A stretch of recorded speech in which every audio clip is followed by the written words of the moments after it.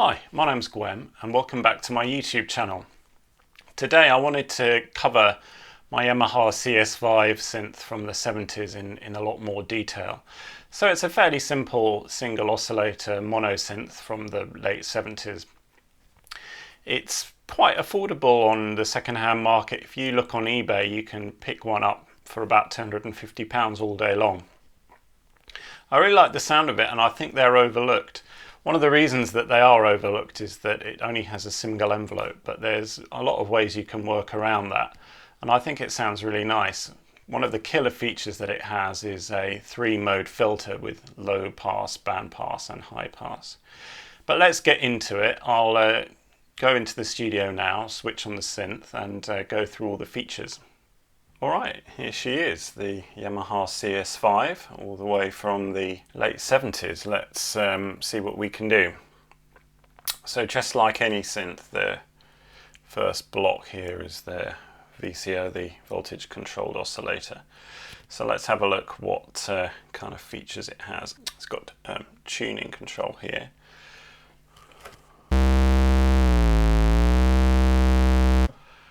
Just allows us to adjust the tuning of the synth, which is quite important because analog synths do drift in terms of their tuning.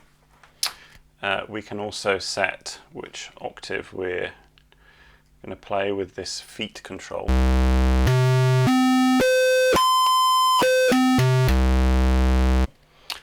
It goes all the way from 64 foot up to 2 foot, so it's quite a wide range. There are some additional controls here. LFO mod. Let's turn that up and see what happens.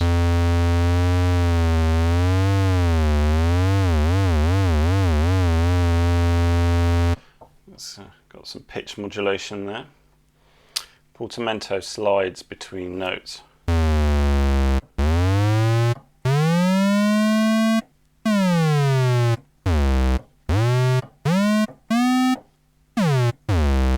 Adjust the speed that happens. Pulse width modulation only works on the square wave, which we are actually listening to.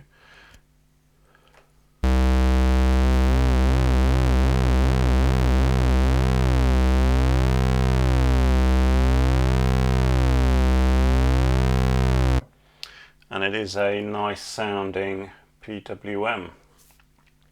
The speed of the PWM is adjusted with this LFO. So before we go on to the waveform section, let's talk about the LFO. So there's 3 shapes. It's probably easier if I use the pitch LFO. So there's sine wave.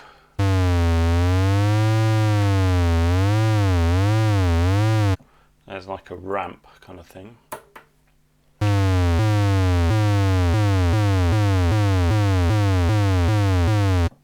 And there's a sample and hold for kind of random LFO.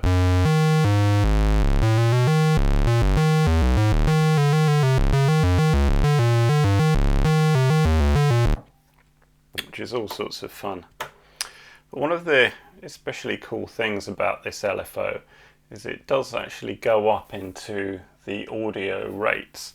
So you can get a little bit of FM and it does make the sound quite thick and cool. Starting to get into the FM range.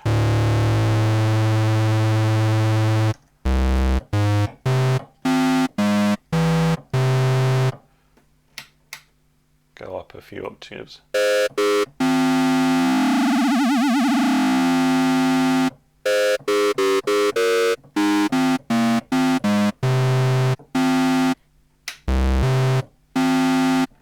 I think it sounds quite cool. Let's try it with the ramp.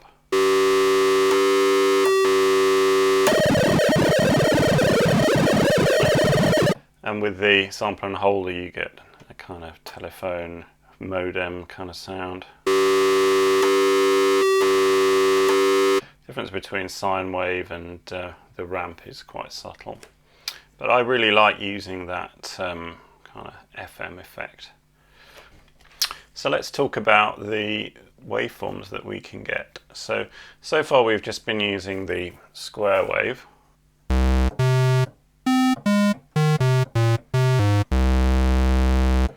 we also have a sawtooth.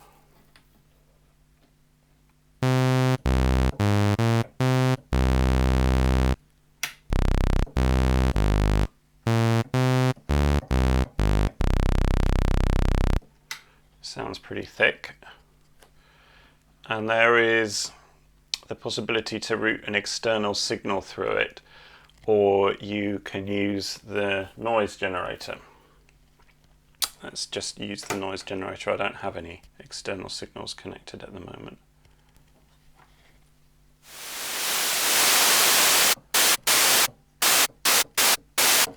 This untuned white noise. Now, let's go back and talk about the external input. Now, generally, what I use the external input for is to use it as a trigger for the envelopes and gate on this synth. So I've covered this in a couple of videos before, but basically, although this does have trigger and CV inputs, the triggering is a little bit non-standard, but luckily you've got this external input which you can use as a trigger as well, and you can adjust the level of that trigger using this control, and I've demonstrated that in a couple of videos already, so I won't do it again. But it does mean that you have a huge range of options for triggering the synth in terms of voltages. It's compatible with nearly anything that I've tried it with. Whether this is outputting external audio, externally input audio or noise is determined by this switch here. And whatever you set that to doesn't affect you using the external input as a trigger. So that is a handy dandy feature. Let's talk about the filters now and put it on a sawtooth. So the filter on the CS-5 is quite well designed. It has three options. You've got a low pass filter, a band pass filter and a high pass filter. And although the filter is relatively mild, it does have a really nice kind of growl to it. Let's show you that now. Well, that's without any resonance, the low pass filter. Let's do the same with the band pass.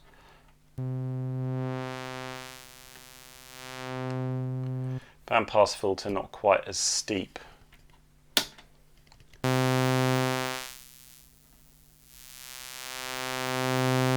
I really like the sound of the high pass filter on this synth. So now with a little bit of resonance doing the same thing, I'll put it up to halfway.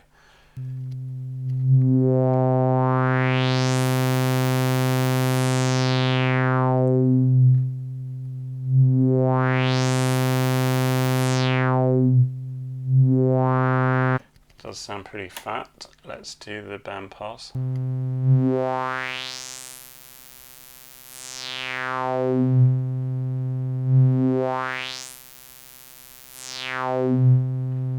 Quite nice. Nothing to write home about. But most synths of this era don't have a band pass filter, so the fact that it has it is something to write home about.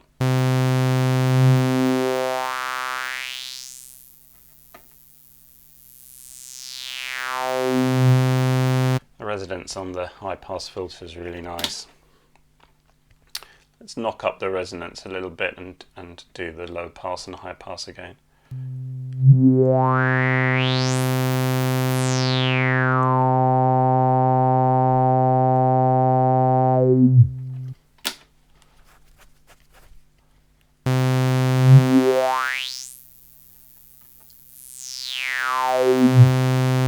That's the most you're going to get out of it.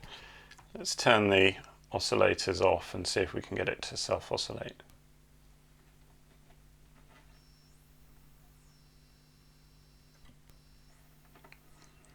It's barely self-oscillating. If you listen carefully, you could hear the merest suggestion of self-oscillation, but as stock it doesn't really self-oscillate. So into the filter you can patch, for example, the LFO, so let's just try that now.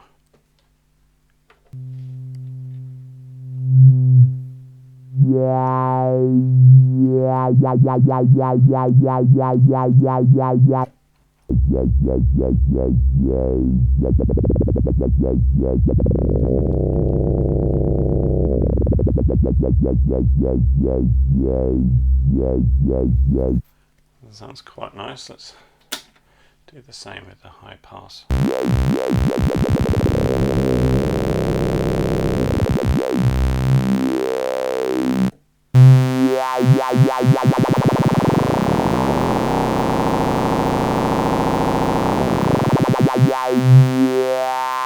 can really hear the effect of that audio frequency LFO there. And obviously you can patch the envelope into it. The CS5 just has a single envelope, and that is routed to both the filter and the VCA, which is a limitation of this synth for sure. When I first got this synth, I thought that it would have the ability, like an SH-101, to just route a gate signal to the VCA, but no, it's permanently patched to the envelope. So I developed a mod that does allow you to patch the envelope to the VCA, which is what this switch is doing here. But there's a separate video I've got about that, so I'll just leave it in the factory setting at the moment.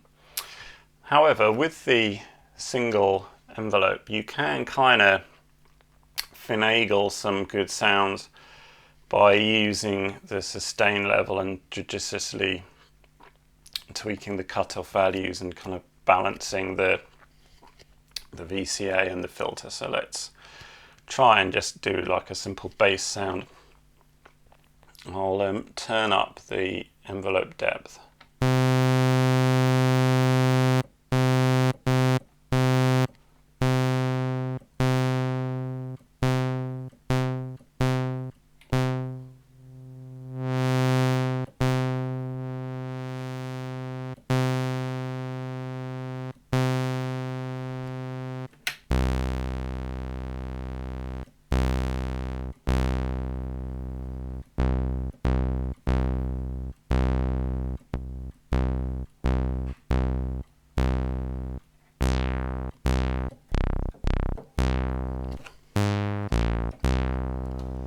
Not bad.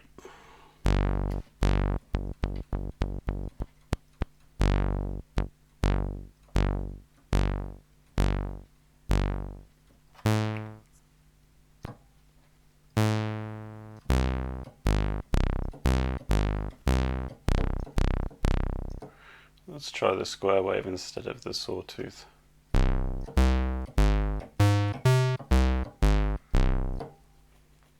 Sounds quite nice. The envelope's very user-friendly. You can go from pretty much zero decay, it's a very tight decay, to a super long one.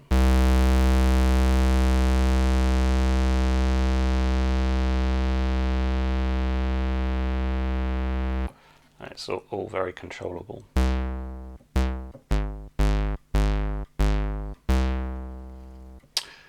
I'm going to put the pulse width modulation on that square wave. That sounds super nice. Let's try and craft some kind of a lead sound out of this. I'll use a sawtooth wave. Let's set a long kind of release. Maybe not that long.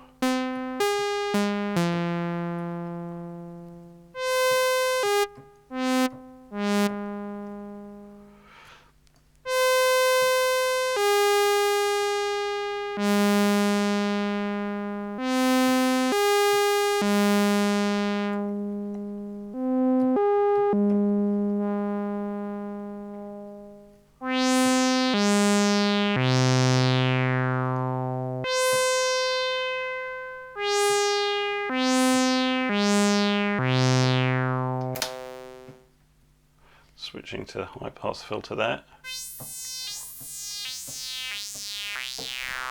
Maybe a little lower on the cutoff.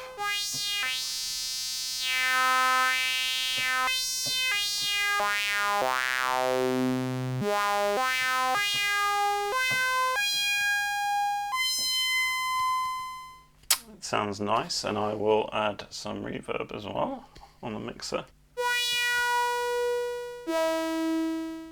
A bit of chorus.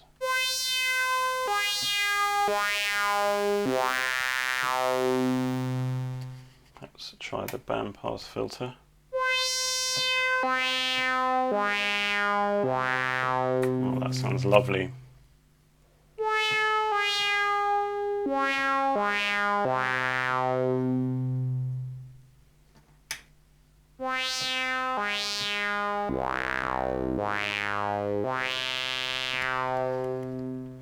You can really hear that this is a analog synth.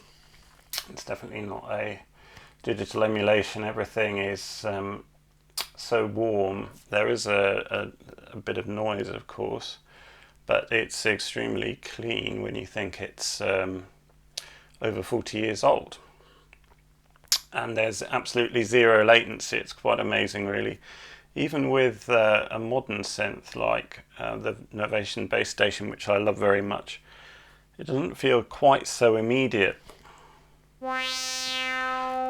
All the analog circuitry really means there's zero latency, so there's no CPU involved in checking what this keyboard is doing.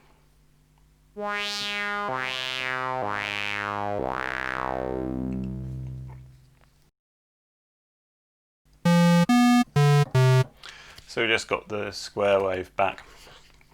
So let's talk about that VCA. So one of the things about the VCA you already know, the single envelope is patched into it.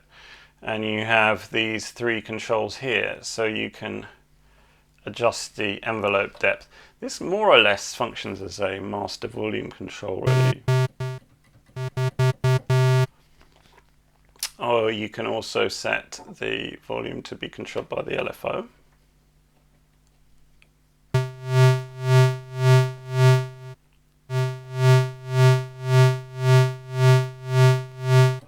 Do kind of tremolo effects and ring modulation too.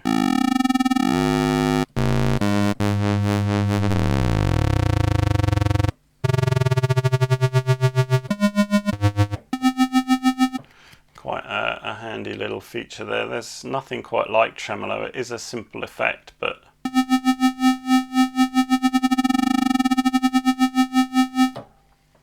has a lot of value, I think, and the audio rate LFO means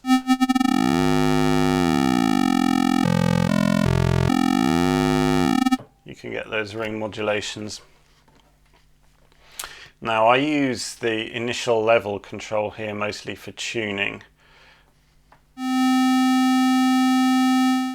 More or less bypasses the envelope and just pumps whatever signal's playing through.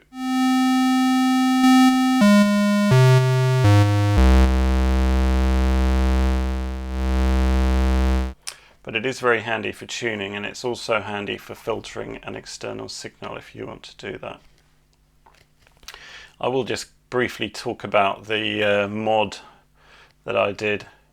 It allows you to disconnect this envelope generator and just use a gate signal, and that means you don't have to balance the filter depth with the sustain level quite well at all. You can simply set the filter up as you'd like and then switch to the gate, and it's quite handy for acid sounds and stuff, but I do have a separate video which covers that, but I'll show you quickly.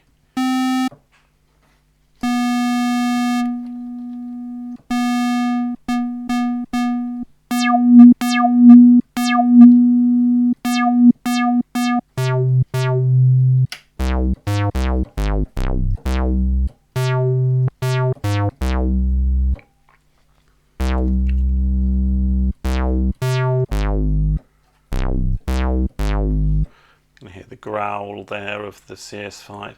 So that's with using the gate signal on the VCA. If I switch to stock and just use the envelope generator, sound dies away quite quickly, so it's a nice option to have. And the final control is this pitch bend.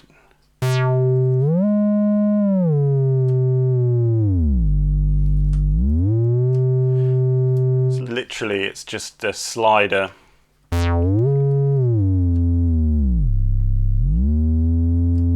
I think I'd rather have a wheel, but it's there and you can use it in your performances. And look at this beautiful 1970s look. Here is the back panel of the CS-5, which I'll briefly show you. There's a fuse holder, voltage selector. As stock, it goes from 110 volts. You've also got 130, 220 and 240. So easy to select different voltages if you buy one from another country. Serial number here. This is the output. It's a mono jack. These two are control voltage out from the keyboard, which is in hertz per volt, and control voltage in, which is in hertz per volt as well. So I'll use this converter which I made, which is just two resistors really, and it allows you to use the famous Korg SQ1 sequencer and get the low notes out of it. You get a trigger out from the keyboard and trigger in. I don't really use these because I use the external input to trigger the synth, as I explained when I was going over the front panel. So there we are, that was the Yamaha CS-5, an extremely charming little monosynth from the late 70s. I hope you found that interesting and enjoyable. If you did, obviously you know what to do, hit that like button, and I'd really appreciate it if you could think about subscribing to the channel as well. Thanks a lot, and gwEm out.